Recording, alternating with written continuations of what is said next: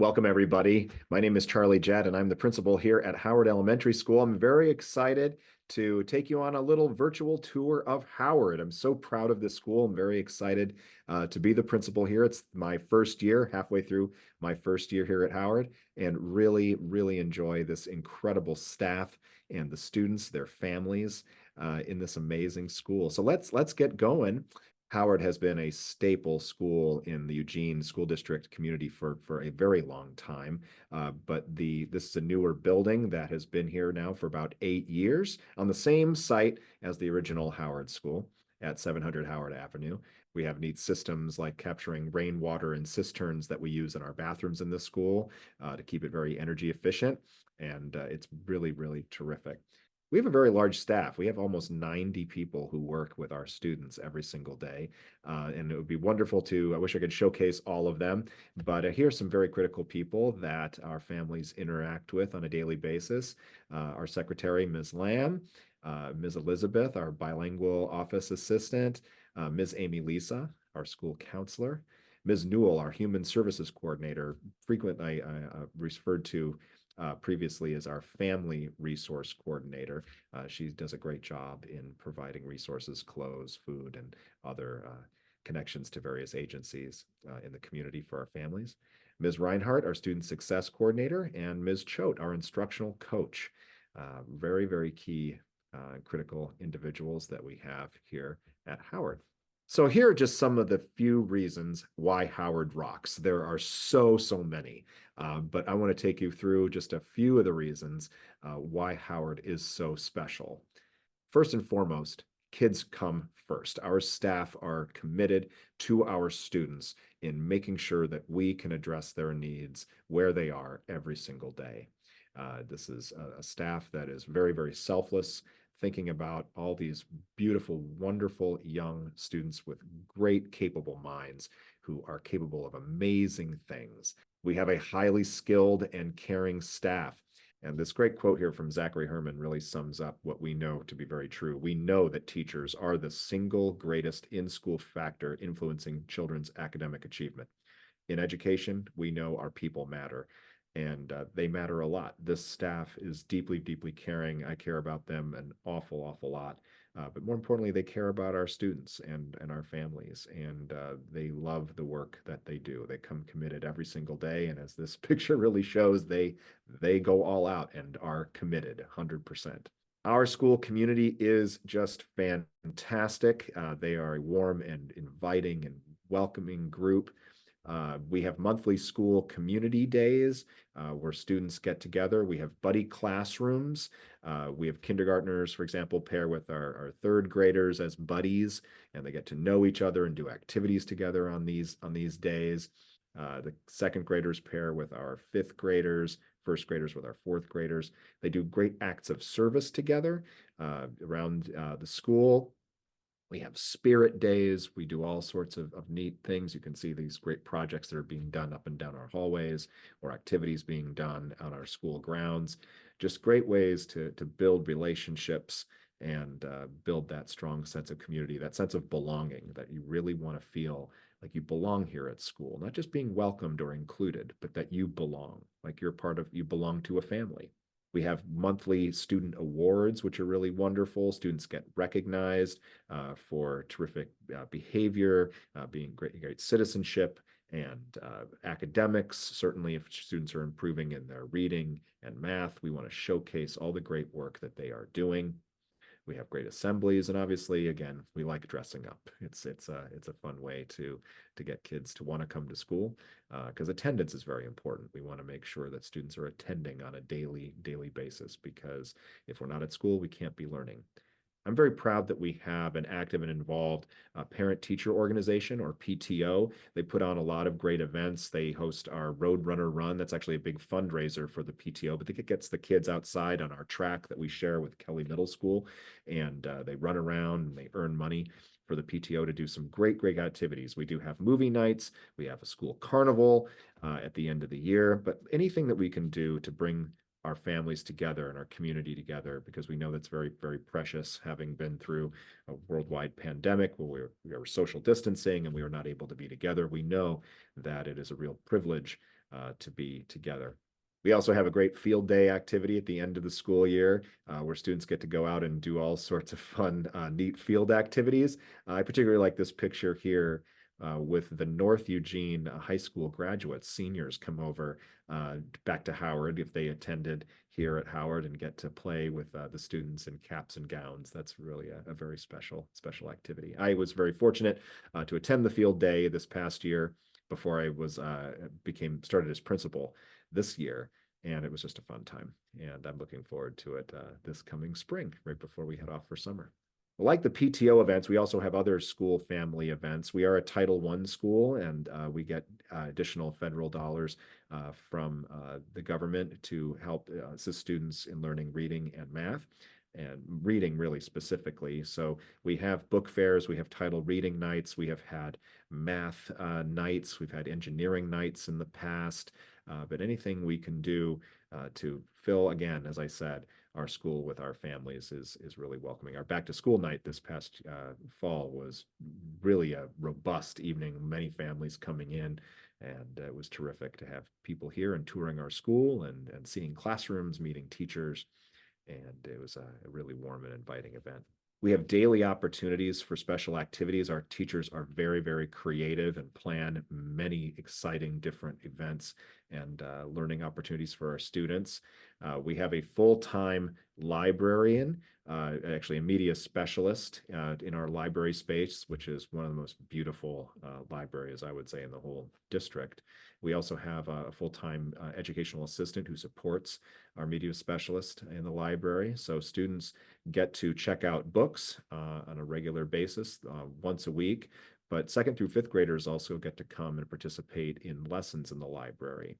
There's a lot to learn on how to navigate different sources of information and where to find that information. And I'm really grateful that we have a media specialist who can teach those lessons to our students. Students have what we call specials. Those are those specialized learning opportunities with physical education, PE, and music. They get that 4 times a week on and off, PE twice, music twice, and then they also have that library time in there. But they get to do some really neat activities, learning opportunities. Even the kindergartners and first graders get to learn bikes. We have a learning how to ride a bike unit. And here are kindergartners learning how to play the ukulele with our music teacher, Miss Scott, which is really sweet. And they are holding them and they're actually strumming, which is really terrific. We do have after school options available for our families with our best after school program through our district and the YMCA. This is very special because not every school has these opportunities for daycare, childcare after school. So at both of these activities, students get a snack and they get to work on some homework and they engage in some neat activities, and it's very safe, and it can go up as late as 6 p.m. Where students can stay and families can pick them up. So it really is a terrific benefit having these programs here on site with us. It's also great that we have an after-school strings program for as early as third grade. Third, fourth, and fifth graders can elect to participate in this after-school strings program and learn how to play an instrument, the violin, cello. Just a wonderful additional opportunity. I have to say, I'm very proud of this staff, the commitment of meeting students where they are. All students come to us with different life experiences, maybe have already learned a lot of literacy skills, etc. But everyone's at a different place, and our staff does a really good job of assessing where students are socio-emotionally, also with academics, and just doing a really great job to instruct them where they need it the most. And I really am very proud of that aspect of this staff. And of course, we believe that all students can learn. All students can learn and achieve if we have access to really great high quality teachers, of which our teachers are, great curriculum materials, and our families wrap around and everybody knows what our learning targets are. Those are those specific skills that we're working on. Students can do amazing things. We believe in all of our students. We're never going to give up on them. And we know that through teaching perseverance and that sense of grit, that students will be successful. Those are those skills that we need to have to be lifelong learners. And really, fundamentally, too, we have systems that support students in their social emotional well-being. We have a full-time student success coordinator, and 2 full-time behavior assistants, and again, a family resource coordinator or human services coordinator. It's that real sense of trauma-informed focus. We know that many students come to us having experienced some really unfortunate circumstances in their lives. Working with them to develop skills to self-regulate their emotions. It's very helpful, used through a social emotional curriculum. But I think it's really great, and it's written here, that core belief that supporting students in learning to regulate is some of the most important work that we do here. Because if we can't self-regulate, we're not able to learn. If we're really in that heightened emotional state or having a lot of anxiety, we're not able to learn. Our brain's not able to process that. So we have that commitment to student safety and the preservation of learning time. One thing I'm also very proud of is that we have affinity groups. We have groups here where students have that sense of identity and can see themselves and, again, contribute to that sense of belonging. We have a Latinx, Hispanic, and Latino group. We have a Black Student Union. We have a Natives program, and also a Rainbow Alliance. So students who may identify as LGBTQ or just be an ally and showing up and supporting their friends or family members and standing alongside them. Also have an Asian Pacific Islander group. We have a number of groups where students can meet monthly, and just another way to feel like they belong here at school. We do have a full-time school counselor, and we have partnerships with local therapists and agencies. Stronger Oregon, for one, they used to be Roseburg Therapy. Courageous Kids, that is a grief support program for young students and children. And of course, working with Looking Glass. They are a wonderful community resource, and they have different therapists and counselors that come in, may work with our students here on site at school if they don't see them outside at their particular offices. But our school counselor, Amy Lisa Hook, is terrific, and she does meet with students on a regular basis. But certainly, of course, learning and fun go together. We want to make our learning as engaging as possible, very exciting, because then students are invested in it. They want to be a part of it.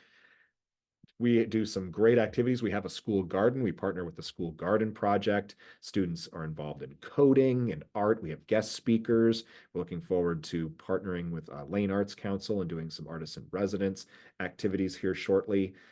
Banner Bank does a financial literacy unit with some third graders. It is really a wealth of community resources and supports that our teachers have brought in to make learning really engaging. It is a beautiful school and a lot of resources in terms of individuals and materials. So I love, like right up here, there's an image of our students sitting by a campfire, making a campfire and experiencing what it's like being camping in a unit that they're learning. But of course, it's all just made with construction paper. And so very clever and very warm and cozy learning environments. And I'm very proud and excited that we're getting back to field trips. We didn't have field trips during the COVID-19 pandemic, but getting out and getting some real authentic learning done. The salmon hatchery, science factory, going over to Alton Baker Park, and we've got pictures here of students releasing their salmon into rivers. A lot of neat hands-on learning opportunities when our teachers take our students on field trips.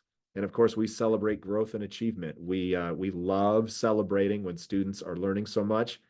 I showed before, we have these monthly award assemblies where students get recognized, but students can get recognized on a daily basis. We have things that we call beep beeps. We hand out beep beeps for the little pieces of paper. I'm going to see if I can find one here. There we go. A beep beep can go to a student for being safe, being kind, and being responsible. Those should just be flowing like water, given to our students and telling them exactly what it is that they have done to earn the beep beep. We have beep beep drawings, and students can earn various incentives with those, which is very exciting. We like recognizing classes when they are all here. Teachers do great things to incentivize attendance. But we want to recognize growth and character development and making sure that students know that feedback of why they're being recognized and doing the right thing, because that just helps reinforce over time, that they're making those right choices and learning so much. And you feel good doing it. You feel that sense of success. And lastly, some other little information about Howard. There's one early release day a week. This year it is Wednesday. It has been Friday in the past, so it may change in the year ahead, but I'm hoping it will at least remain consistent for our families for a time. That day is a little bit shorter, ends at 1:10. And do notice the doors open at 7:30, so there's no supervision or anything prior to 7:30, but the doors open at 7:30 for breakfast, and it's a free breakfast and it's free lunch for all students. But instruction starts at 7:55. If students are eating at home, there's really no reason to be here before coming in around 7:50 to get to class on time so we can get instruction started at 7:55. And again, attendance is important, unless we are truly, truly ill. It's to the point, fever, vomiting, all of that, where we cannot come to school, but we can come to school even if our throat's scratchy a little bit, have a little sniffle in our nose. It's okay. We need to be here and attending to instruction. Thank you for attending. Really, really appreciate it. So the school choice, you can apply online, and notification comes in March. That's typically what it's been in the past. Howard is a neighborhood school, so the enrollment process for anybody, if you live in the neighborhood, just start applying around April, thereabouts. And we are going to have a kindergarten information session coming up here later this spring. Not entirely sure when, but that will be forthcoming. Otherwise, thank you so very much for attending. We'll now take some questions and answers, and I'll stop the recording, but really appreciate you all being here. And to close out for this, I will say what we say at Howard every day: be a reader and be your best. Thanks so much.